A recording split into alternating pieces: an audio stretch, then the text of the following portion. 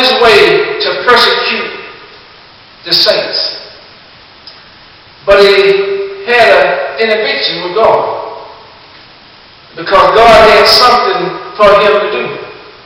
And the good thing about it, God has something for you to do. Amen.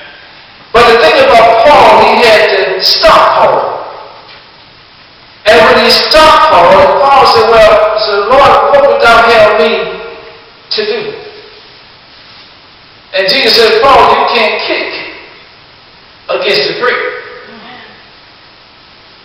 And he said, Lord, what would you have me to do? And so God told him to go to Ananias' house, and he's going to give you some instruction. And so God has given you or sent you to church to give you instruction. Amen. And the thing about it, you can say amen if you want to, but you don't have to. Amen. Now, God not only didn't change Paul, but he changed his name. And so we shouldn't be recognized by our old name. We need to be recognized by our new name. But what people, when I say people, I mean church folks. Amen. That could be one of you all.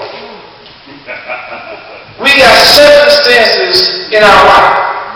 Amen.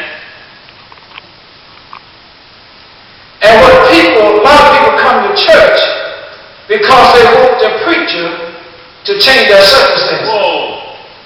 Amen. But the good news is, God wants to change you. Amen. When God changes you, then you can change your circumstances. Amen. Amen. When God changes you, then you can change your circumstances. Come on now. See, if God changed your circumstances without changing you, you'll be right back in the circumstances that you're in.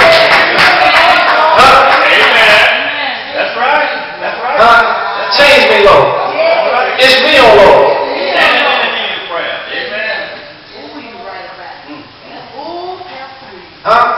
Hallelujah. God good.